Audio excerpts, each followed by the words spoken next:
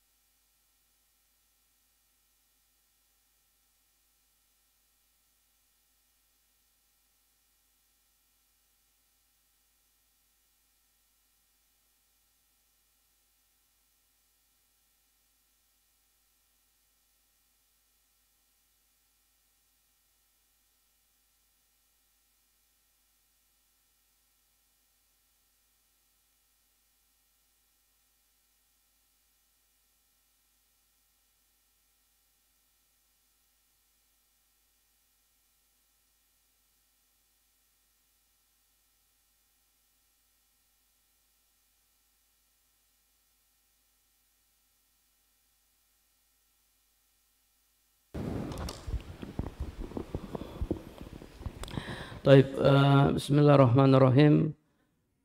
Assalamualaikum warahmatullahi wabarakatuh. Innal hamdalillah nahmaduhu wa nasta'inuhu wa nastaghfiruh wa na'udzu billahi min syururi anfusina wa min sayyiati a'malina. May yahdihillahu fala mudhillalah wa may yudlil fala hadiyalah. Wa ashhadu an la ilaha illallah wahdahu la syarikalah wa ashhadu anna Muhammadan abduhu wa rasuluh sallallahu alaihi wasallam.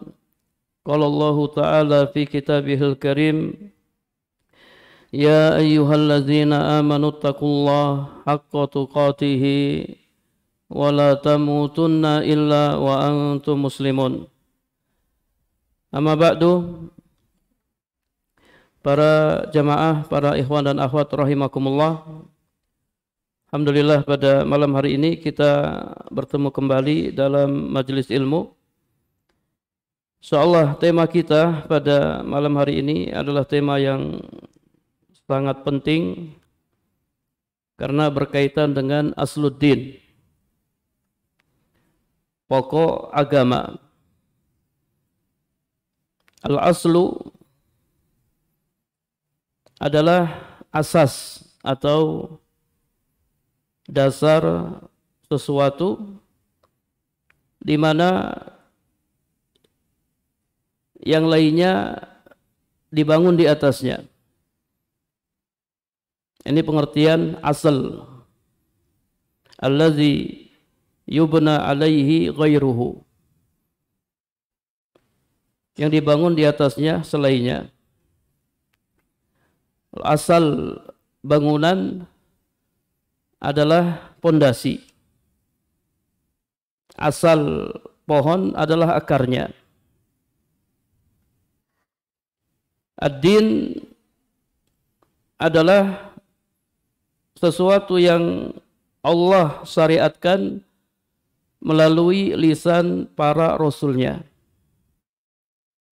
Jadi asluddin di sini pokok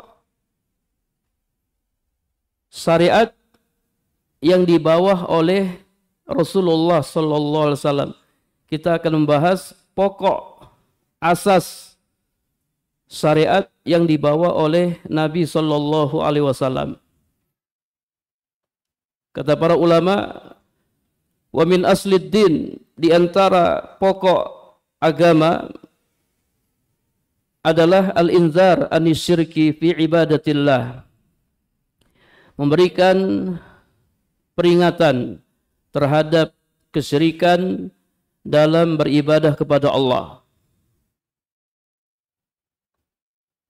Tentu memberikan peringatan terhadap kesyirikan bukan hanya syirik dalam beribadah kepada Allah. Karena syirik ini banyak macamnya. Ada syirik dalam rububiyah, ada syirik dalam uluhiyah, dan ada syirik dalam asma wa sifat. Memberikan peringatan terhadap syirik, yakni memberikan peringatan terhadap syirik dalam rububiyah, syirik dalam uluhiyah, dan syirik dalam asma wa sifat. Di sini penulis menyebutkan syirik dalam beribadah kepada Allah karena kebanyakan syirik yang terjadi adalah syirik dalam beribadah kepada Allah Subhanahu wa taala. Para ulama sering dan tidak bosan-bosannya untuk memberikan peringatan dari syirik dalam beribadah kepada Allah Subhanahu wa taala. Dan yang namanya al-inzar itu artinya at-tahdzir as-syadid, memberikan peringatan keras, wa nahyul akid, larangan yang tegas, wal wa'idus syadid, dan ancaman yang keras. Jadi bukan hanya sekedar memberikan peringatan biasa, tapi memberikan peringatan yang sangat keras terhadap kesyirikan. Kita kalau lihat larangan-larangan, misalnya kita baca di sebuah tempat dilarang membuang sampah di sini, misalnya. Itu macam-macam. Ada yang biasa-biasa saja, ada yang larangannya keras. Yang buang sampah di sini bukan orang. Itu larangannya keras, bukan manusia. Jadi memberikan peringatan juga bermacam-macam. Memberikan peringatan terhadap syirik harus keras, harus tegas.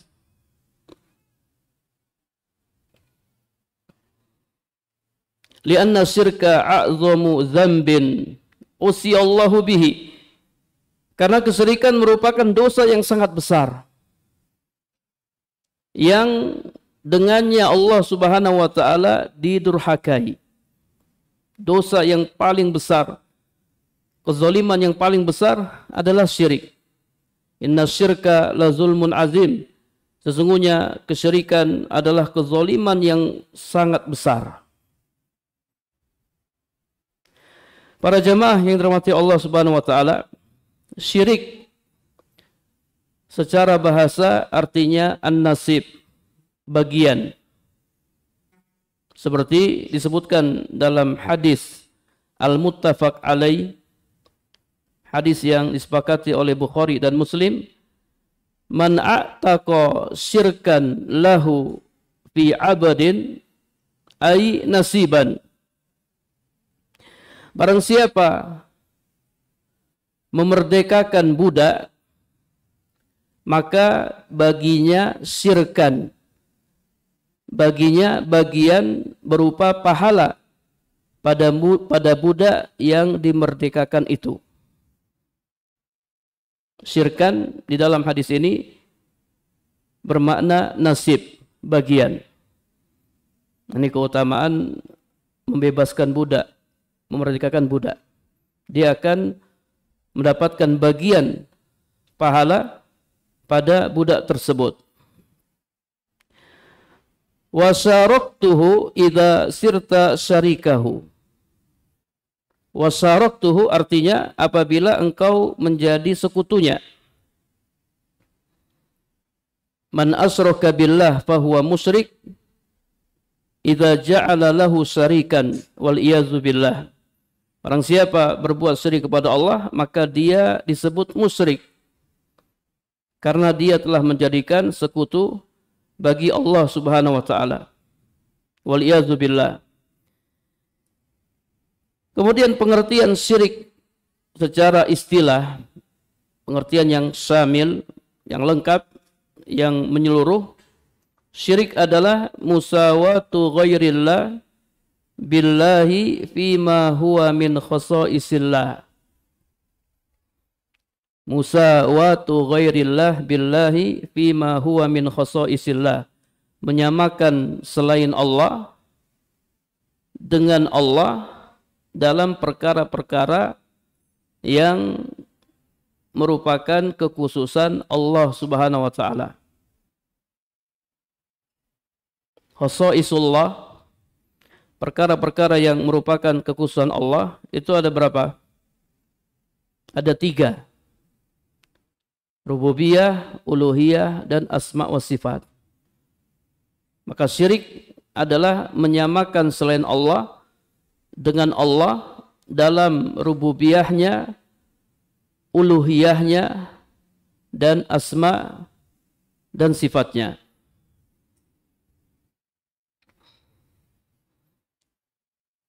Dan syirik ini ada beberapa macam, nanti kita akan bahas pada tempatnya. Para jamaah yang dirahmati Allah Subhanahu wa taala, awwalu ayatin ursila biha an-nabiyyu sallallahu alaihi wasallam wa awwalu amrin taraqa sam'ahu bil inzar anisyirki. Awal ayat yang dengannya Nabi diangkat menjadi Rasul dan awal perintah yang pertama kali didengar oleh Nabi sallallahu alaihi wasallam adalah perintah untuk memberi peringatan dari syirik. Allah Subhanahu wa taala berfirman, "Ya ayyuhal muddatsir qum fa'anzir." Dengan ayat ini Nabi diangkat menjadi Rasul. Nubbi'a bi'iqra wa ursila bil mudassir. Beliau diangkat menjadi Nabi dengan Iqra dan diangkat menjadi Rasul dengan Al-Mudassir. Ya ayyuhal mudassir qum fa'anzir. Wahai orang yang berselimut, bangunlah, anzir, berilah peringatan. Ai anisyirki billahi ta'ala, berilah peringatan dari syirik kepada Allah Subhanahu wa taala. Ini yang pertama kali diperintahkan oleh Nabi sallallahu alaihi wasallam, al-inzaru anisyirki, memberikan peringatan terhadap syirik. Bukan peringatan yang lain. Tapi yang pertama, al-inzaru anisyirki. Fadalla ala anna nahya anisyirki a'zamu syai'in naha anhu.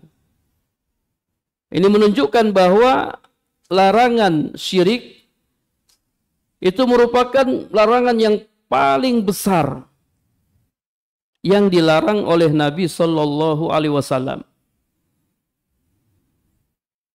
Wa awwalu dzambin hadzara minhu. Dosa pertama yang Nabi tahzir, yang Nabi peringatkan. Li'annahu bada'a bihi wa la yubda'u illa bil aham fal aham. Di sini Allah memulai dengan larangan berbuat syirik, dan ingat Allah Subhanahu wa taala tidaklah memulai dengan sesuatu kecuali karena sesuatu itu penting. Al-aham fal aham. Sesuatu yang paling penting kemudian yang paling penting. Kalau ana bertanya sama antum, mana yang lebih dahulu? Menyampaikan dakwah tauhid atau memperingatkan syirik?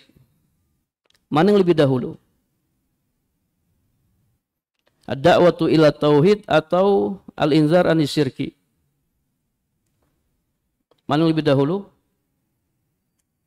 Menyampaikan dakwah tauhid atau memberi peringatan dari kesyirikan? Wan nizaratu anis syirki muqaddamun ala da'wati ila tauhid. Memberikan peringatan dari syirik lebih didahulukan daripada dakwah tauhid. Apa alasannya? Li'annahu madlul kalimatit tauhid. Karena ini merupakan madlul, ya, kandungan kalimat tauhid. Coba anu perhatikan. Kalimat tauhid, la ilaha illallah. La ilaha. Tidak ada ilah. Ini, ya, memberikan peringatan dari syirik. Gak ada sekutu. Gak ada sesembahan. La ilaha. Baru kemudian illallah. Kecuali Allah subhanahu wa ta'ala. Yang berhak disembah hanya Allah subhanahu wa ta'ala. Baru setelah itu dakwah tauhid. Jadi yang pertama memberi peringatan dari syirik, kemudian menyampaikan dakwah tauhid. Karena ini adalah madlul kalimatit tauhid. Walianna hazil ayah taqtadi dzalika. Alasan yang kedua, karena ayat ini menunjukkan hal itu. Itu surat Al-Mudassir. Ya ayyuhal mudassir kum fa'anzir. Wahai orang yang berselimut, bangunlah, berilah peringatan dari syirik. Ini yang pertama kali Allah Subhanahu wa taala perintahkan.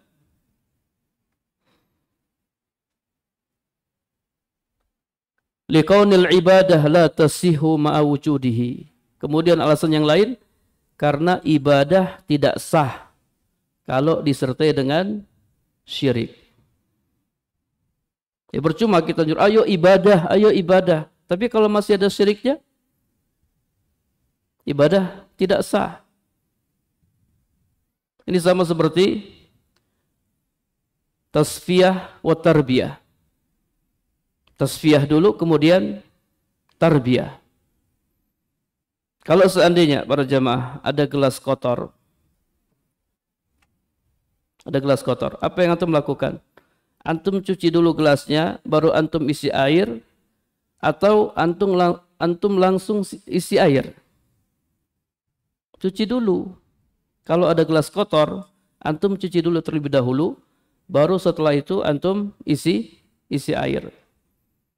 Karena kalau antum tidak cuci, antum langsung isi air, maka air tersebut akan menjadi kotor.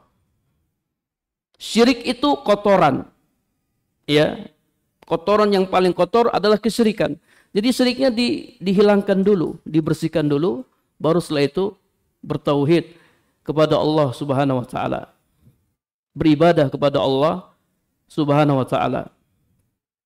Li'annahu yunafiha, karena syirik bisa menafikan ibadah. Falau wujidat wal munafi mawjud lam tasihha walam tanfa. Seandainya ibadah itu ada, ibadah dilakukan, dan yang menafikan juga ada, syirik juga ada, la tasih, maka ibadahnya tidak sah, wala tanfa, dan tidak bermanfaat. Kemudian setelah itu baru Allah Subhanahu wa taala memerintahkan untuk bertauhid, wa rabbaka fakabbir, dan Rabbmu maka agungkanlah. Ai azimhu bitauhid, yakni agungkanlah Allah Subhanahu wa taala dengan tauhid. Jadi setelah Allah menyuruh Nabi memberi peringatan dari kesyirikan, baru setelah itu Allah perintahkan untuk bertauhid. Wa rabbaka fakabbir, dan Rabbmu maka agungkanlah, maknanya azimhu bitauhid, agungkanlah dia dengan tauhid. Li'annahu aujabul wajibat, karena tauhid merupakan kewajiban yang paling wajib, wa huwal maksud, dan dia adalah tujuan, wala yurfa'u amalun illa bihi, Amalan tidak diterima kecuali dengannya. Para jamaah yang dirahmati Allah Subhanahu wa taala, jadi mengenai larangan syirik, kemudian memberi peringatan dari syirik, ini banyak sekali dalil-dalilnya. Ayatun katsiratun wa ahaditsus syahirah la takhfa ala man lahu adna ilmin wa basiratin. Jadi banyak dalil-dalilnya dari Al-Quran maupun dari As-Sunnah. Ini tidak samar bagi orang yang punya sedikit ilmu dan basirah. Allahul musta'an. Jadi sungguh sangat aneh kalau seandainya ada seorang dai, dia sudah berdakwah bertahun-tahun dan dia tidak pernah memberi peringatan dari syirik. Dia tidak pernah menyampaikan larangan berbuat syirik. Dan mungkin dia sampaikan tidak boleh berbuat syirik, tidak boleh berbuat syirik, tapi hanya secara global. Dia tidak merincinya. Padahal dakwah tauhid itu kata para ulama, dakwah tafsiliyah. Dakwah tauhid itu dakwah yang rinci, bukan dakwah yang global. Antum kalau belajar tauhid, antum juga akan belajar syirik. Karena tauhid antum tidak akan sempurna, bahkan antum tidak akan bisa memahami tauhid kecuali antum harus tahu ya lawannya. Wa bididdiha tatabayyanul asya, dengan lawannya maka akan menjadi jelas segala sesuatu. Antum tahu tauhid, antum tahu syirik. Antum tahu sunnah, antum tahu juga bid'ah. Antum tahu halal, antum tahu haram. Mengetahui tauhid untuk diamalkan, mengetahui syirik untuk ditinggalkan. Makanya Huzaifah bin Yaman berkata, kana nasu yas'aluna Rasulullah sallallahu alaihi wasallam anil khair. Dulu sahabat-sahabat yang lain bertanya kepada Rasulullah tentang kebaikan. Wa anna as'aluhu anis syarr. Sementara saya bertanya kepada beliau tentang keburukan. Karena saya takut saya akan jatuh di dalamnya. Banyak orang-orang yang jatuh di dalam keburukan karena dia tidak tahu bahwasanya itu adalah keburukan. Banyak orang yang jatuh dalam kesyirikan, dia tidak tahu, dia tidak sadar bahwasanya itu adalah syirik. Jadi harus terus ya beri peringatan dari syirik, dan kita tidak bosan-bosan untuk memberikan peringatan terhadap perbuatan syirik. Wa taglidzu fi dzalik, bersikap keras terhadap syirik. Wa tasdid fi nahyi anhu, melarang keras kesyirikan, melarang keras sebab-sebabnya. Demikian pula sarana-sarana yang mengantarkan kepadanya. Jadi yang kita larang bukan hanya syirik akbar, syirik asgor juga kita larang dengan keras. Li'annahu azlamu zulmi wa abtalul batil. Karena syirik merupakan kezaliman yang paling zalim dan kebatilan yang paling batil. Wa ma'adzalik fahuwa hadmun lirububiyah wa tanakkusun lil uluhiyah wa su'uzzan bi rabbil alamin jalla wa ala wa taqaddasa.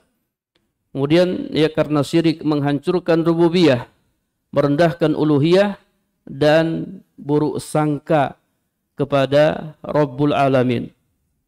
Orang yang berbuat syirik, dia telah buruk sangka kepada Allah. Buruk sangka kepada Allah. Dia menyangka Allah punya sekutu, padahal Allah nggak punya sekutu. Ini buruk sangka yang paling buruk. Menyangka bahwasanya Allah Subhanahu wa taala punya sekutu. Wasyirku akbahul ma'asi wa asna'uha alal itlaq. Syirik merupakan kemaksiatan yang paling buruk dan yang paling keji secara mutlak. Li'annahu yaktadi taswiyatal makhluk an-nakis min kulli wajhin bil khaliqil azim al-kamil min jami'il wujuh. Wa subhanallah wa ta'ala amma yusrikun. Karena syirik ya, itu menyamakan makhluk yang nakis, makhluk yang penuh kekurangan dari segala sisi dengan Khalik, sang pencipta yang maha agung, yang maha sempurna dari segala sisi. Orang yang berbuat syirik, dia telah menyamakan makhluk yang penuh kekurangan dari segala sisi dengan sang pencipta yang maha agung, yang maha sempurna dari segala sisi, maha suci dan maha tinggi Allah dari apa yang mereka sekutukan. Wal mu'adatu fihi, dan bermusuhan karenanya. Kita harus bermusuhan karena syirik. Kalau kau berbuat syirik, maka kau musuhku. Kalau kau berbuat syirik, kau musuhku. Siapapun kamu, walaupun kamu itu keluargaku, walaupun kamu itu kerabatku, ayahku, ibuku, kalau kau berbuat syirik, maka kau musuhku. Ini musuh dalam agama. Bermusuhan karenanya. Allah Subhanahu wa taala berfirman dalam surat Al-Mumtahanah ayat 4, Qad kanat lakum uswatun hasanatun fi Ibrahim walladzina ma'ah id qalu liqaumihim inna bura'a'u minkum wa mimma ta'buduna min dunillah kafarna bikum wa bada bainana wa bainakumul adawatu wal baghdha'u abadan hatta tu'minu billahi wahdah. Sungguh telah ada suri tauladan yang baik bagi kalian pada diri Ibrahim dan orang-orang yang bersamanya. Wallazina ma'ahu di sini, orang-orang yang bersamanya maksudnya para nabi dan para rasul. Jadi ini teladan yang baik yang dicontohkan oleh Nabi Ibrahim dan juga nabi-nabi yang lain. Apa teladan yang baik yang mereka contohkan? Id qalu liqaumihim, ketika mereka berkata kepada kaumnya, sesungguhnya kami berlepas diri dari kalian dan dari apa yang kalian sembah selain Allah. Kafarna bikum, kami ingkari kalian. Wa bada bainana wa bainakumul adawatu wal baghdha'u abadan, dan telah nampak antara kami dan kalian permusuhan dan kebencian selama-lamanya. Kalau kau berbuat syirik, kau musuhku, aku membencimu abadan, selama-lamanya. Hatta tu'minu billah, sampai kamu beriman kepada Allah semata. Kalau kau bertauhid, kau temanku, kau sahabatku.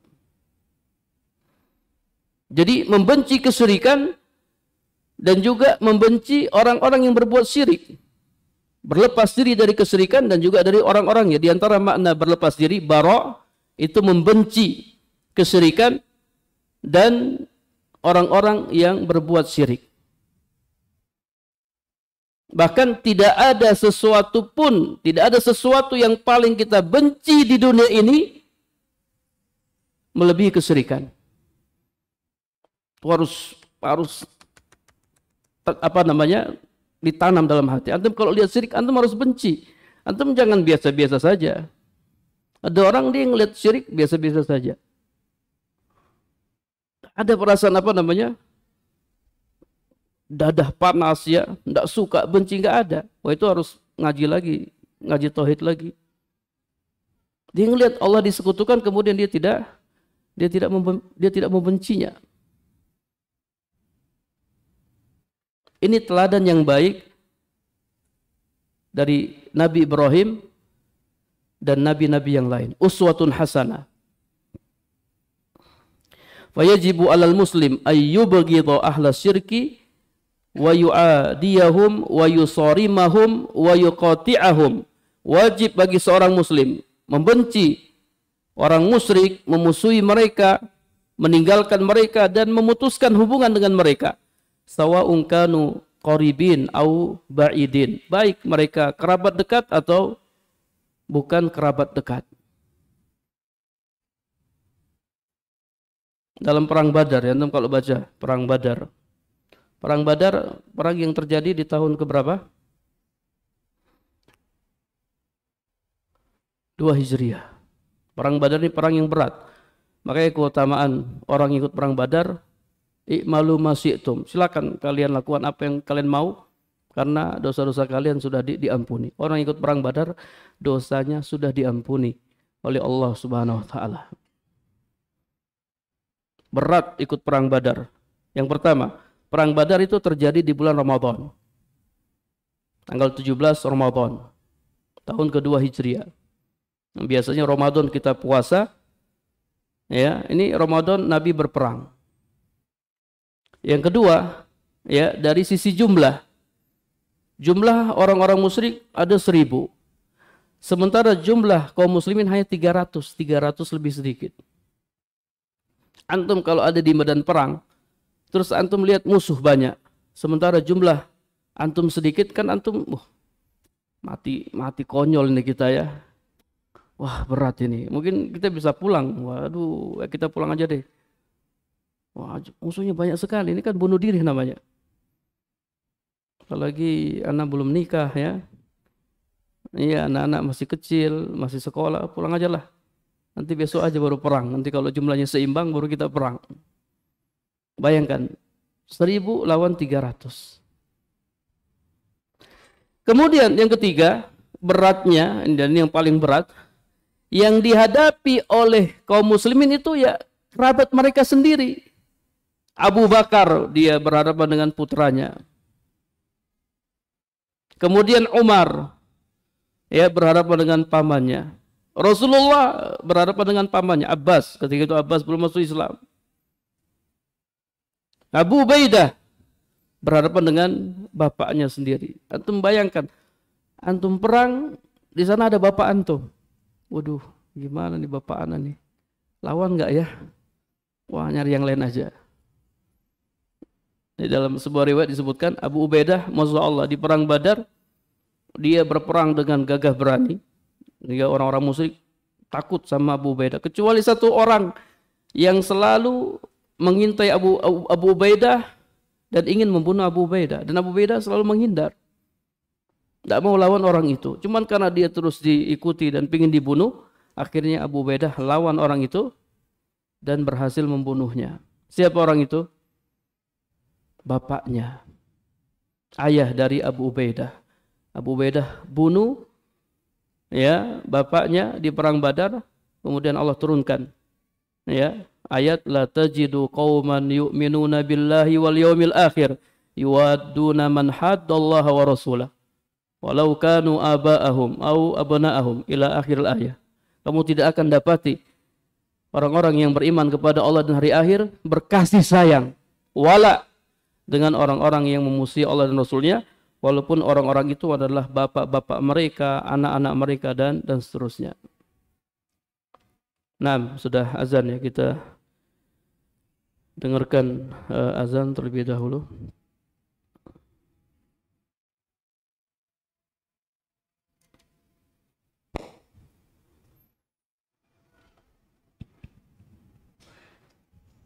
Allahu Akbar, Allahu Akbar. Allahu Akbar, Allahu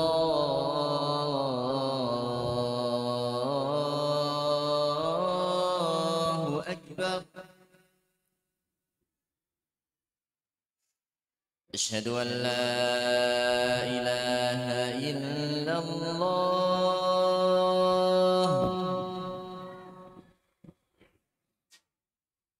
Asyhadu an la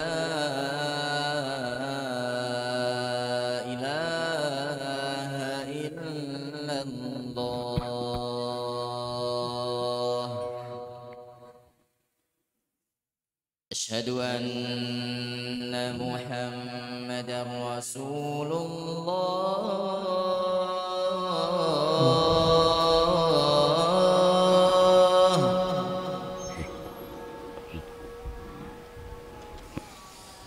أشهد أن محمدا رسول الله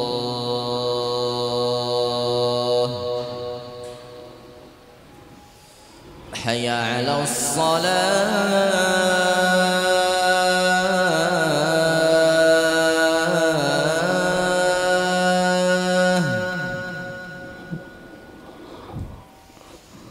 حي على الصلاة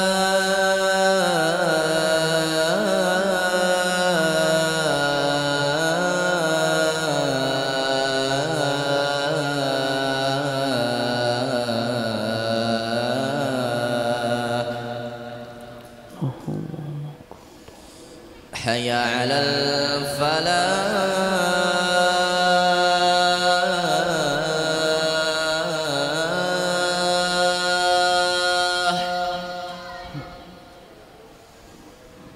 حي على الفلاح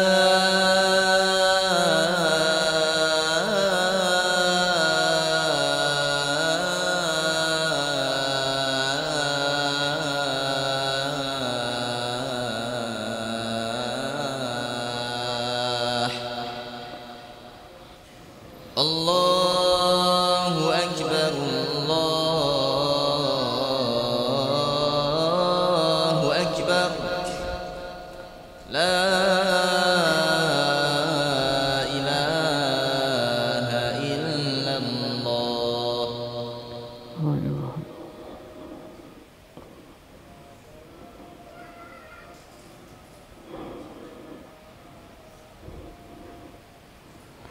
Baik, kita lanjutkan. Allah Subhanahu wa taala menurunkan surat Al-Mujadalah ayat 22. La tajidu qauman yu'minuna billahi wal yawmil akhir yuwadduna man haddallaha wa rasulahu walau kanu aba'ahum. Fala yajtami al-iman wa mahabbatu a'da'illah. Perhatikan ayat ini. Tidak akan pernah bersatu iman dan mencintai musuh-musuh Allah. Gak bakalan pernah ada orang yang beriman yang wala, loyal kepada orang-orang kafir. La tajidu qauman, kamu tidak akan dapati ya suatu kaum yang beriman kepada Allah dan hari akhir berkasih sayang dengan orang-orang yang menentang Allah dan Rasulnya. Walaupun orang-orang itu adalah bapak-bapak mereka. Jadi nggak ada orang yang beriman kemudian berkasih sayang dengan orang-orang musyrik. Orang-orang kafir. Nggak ada. Kalau seandainya ada ustadz. Ada orang beriman dia cinta sama orang-orang kafir. Ada nggak? Ada nggak? Orang beriman tapi loyal kepada orang kafir. Ada nggak? Ada. Kalau ada berarti yang nggak benar apanya? Imannya nggak benar. Wah, imannya nggak benar berarti. Oh, masih loyal sama orang kafir.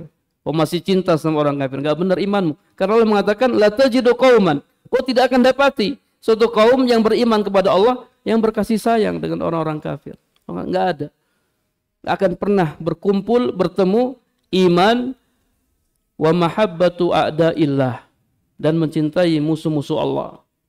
Bal la tajidu al-mu'minin illa muhaddina man haddallaha wa rasulah, muaddina man adallaha wa rasulah. Bahkan engkau tidak dapati orang-orang beriman kecuali dia memusuhi, menentang orang-orang kafir.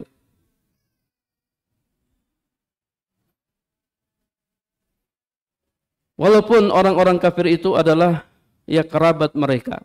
Fa innal qurba innama huwa fil haqiqah qurbuddin la qurban nasab. Karena kekerabatan yang hakiki, yang sesungguhnya adalah kekerabatan seagama.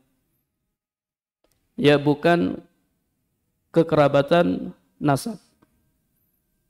Fal muslim walau kana ba'idad dar fa huwa ahuka fid din. Orang muslim walaupun dia rumahnya jauh, orang jauh, tapi dia saudaramu, saudara seagama. Wal kafir walau kana akhaka fin nasab fa huwa aduwuka fid din. Orang kafir walaupun dia saudaramu senasab, namun dia musuhmu fid din, musuhmu dalam agama. Wa haramun ala kulli muslim wa muslimah muwalatul kuffar. Haram bagi setiap muslim dan muslimah loyal kepada orang-orang kafir. bal yajibu ittikhazuhum a'da wa baghdha. Bahkan wajib dia jadikan orang-orang kafir, orang-orang musyrik sebagai musuh-musuhnya dan dia wajib membenci mereka.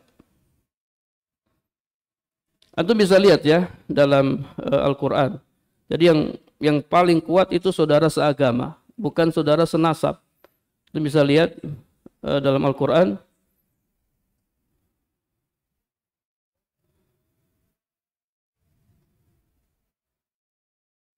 Dalam surat Hud ayat 46.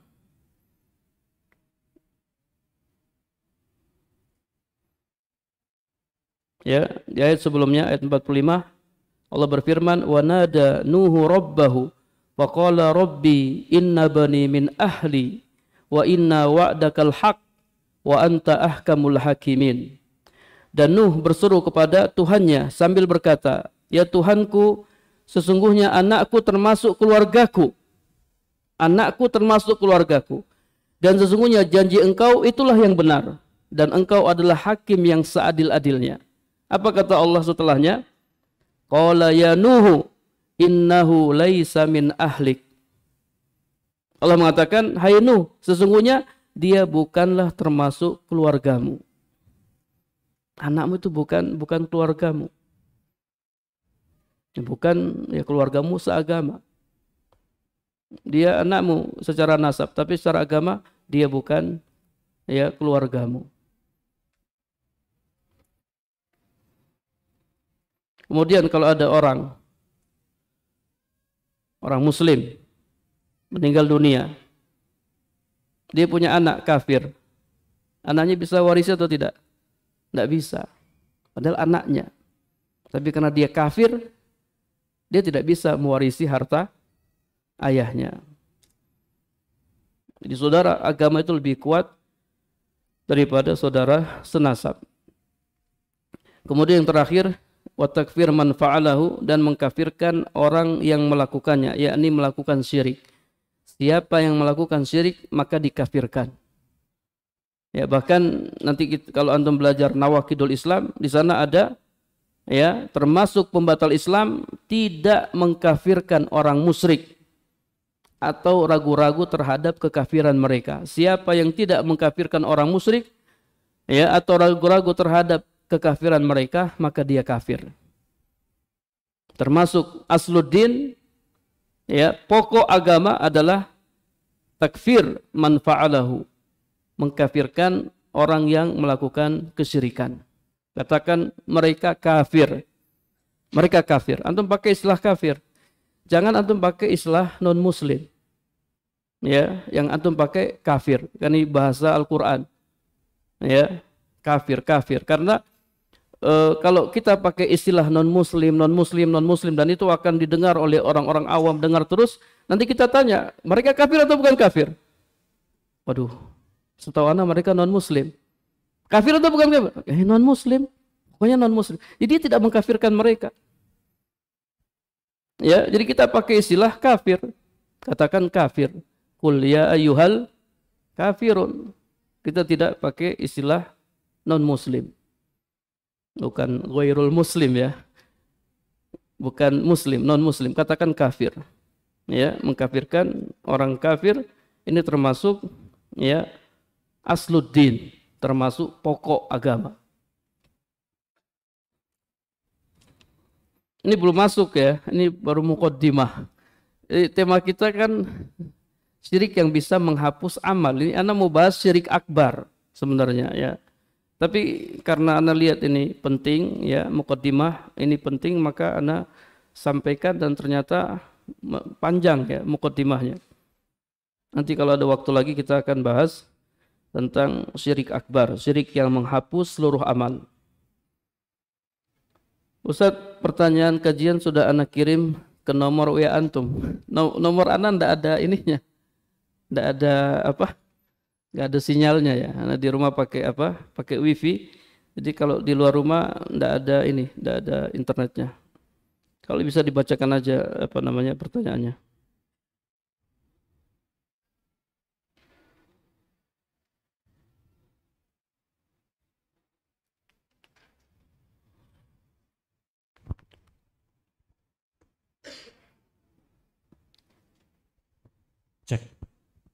Oke Ustadz, ini ada beberapa pertanyaan, saya bacakan saja.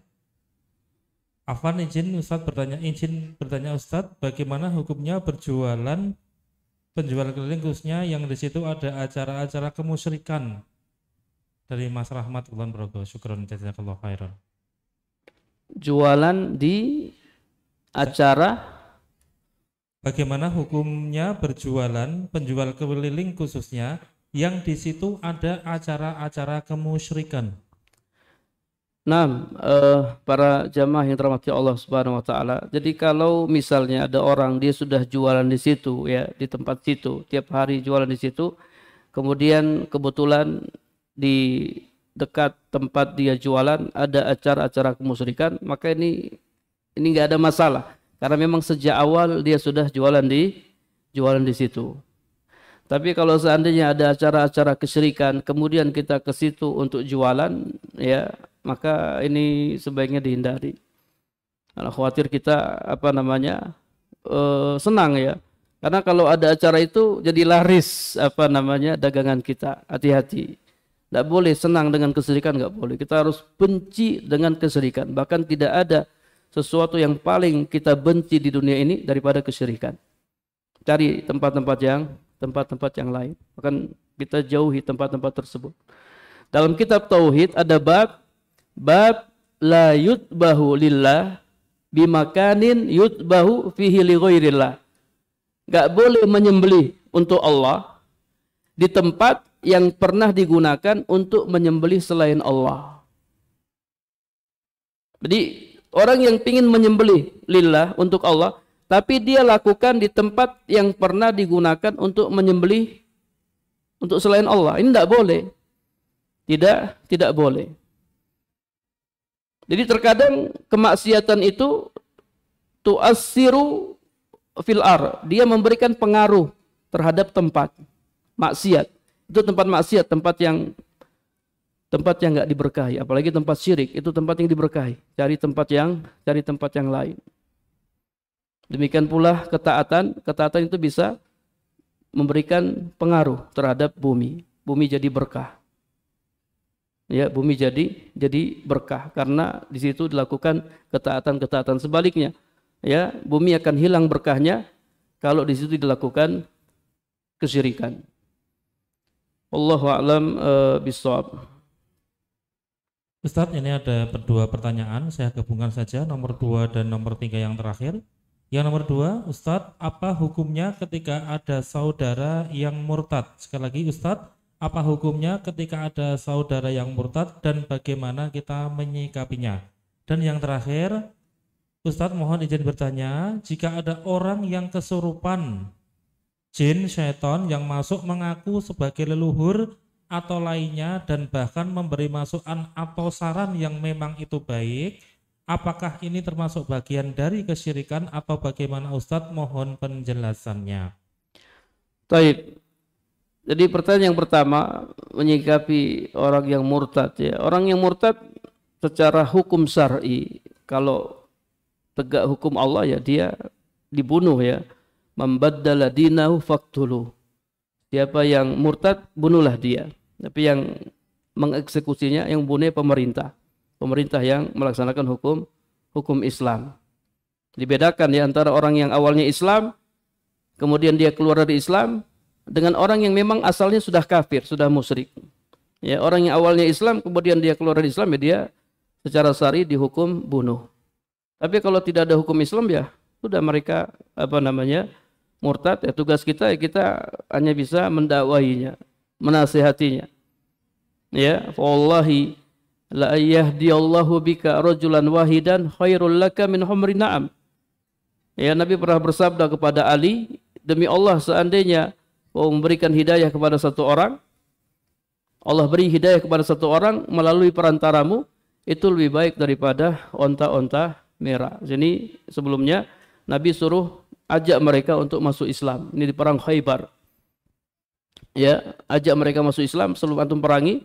Kalau mereka masuk Islam dapat pahala yang besar. Ini tugas kita ya, kita dakwai dia, kita nasihati dia. Kemudian yang ketiga tadi apa? Kesurupan. Saya ulang aja nggih. Jika ada orang yang kesurupan jin atau syaitan yang masuk mengaku sebagai leluhur ataupun lainnya dan bahkan memberi masukan ataupun saran yang memang itu baik, apakah ini termasuk bagian dari kesyirikan atau bagaimana? Mohon penjelasannya. Naam, ya jadi jin itu macam-macam. Ada jin muslim, ada jin kafir. Bahkan dalam kitab Al-Irsyad ya, karya Syekh Shalih Fauzan, di situ Syekh Shalih Fauzan menjelaskan jin itu ada jin ahlus sunnah, ada jin ahlul bid'ah. Iya, jin macam-macam, sama seperti kita. Ada yang ahlus sunnah, ada yang ahlul bid'ah. Ada jin yang memang suka lakukan acara-acara bid'ah, ada juga. Jadi jin itu macam-macam. Ada jin yang baik, ada jin yang tidak baik. Kemudian terkadang jin ketika dia masuki orang, ya, dia ingin kasih nasihat ke orang itu. Kalau seandainya yang dia sampaikan itu baik, maka tidak jadi masalah. Dia suruh orang itu sholat, ya, orang itu mungkin belum pakai jilbab, dia suruh pakai jilbab dan seterusnya. Ini tidak ada masalah. Dalam artian itu bukan kesyirikan. Itu bukan kesyirikan. Tapi kita ya mungkin dianya kita nasihatin, tidak perlu kau pakai acara-acara masuki dia kemudian kasih nasihat, karena itu mengganggu dia, menyakiti dia. Udah nanti biar dia dinasihati sama manusia. Ya. Kalau seandainya jin minta hal-hal yang buruk, ya tidak boleh dituruti. Itu keburukan, apalagi sampai dia meminta kesyirikan. Ya, minta untuk nyembelih ini, nyembelih itu, ya. Untuk ini, untuk itu, ini permintaan yang syirik. Ini tidak boleh tidak boleh dituruti. Ya, karena termasuk kesyirikan adalah menyembelih untuk jin. Biasa orang kalau baru nempati rumah baru, ya, karena mereka takut diganggu sama penghuni tempat itu, mereka nyembelih. Ya, nyembelih untuk dipersembahkan kepada jin penunggu tempat itu supaya tidak diganggu. Nah, ini kesyirikan. Ya, ini kesyirikan. La ilaha illa anta astaghfiruka wa atubu ilaik. Wassalamualaikum warahmatullahi wabarakatuh. Waalaikumsalam warahmatullahi wabarakatuh.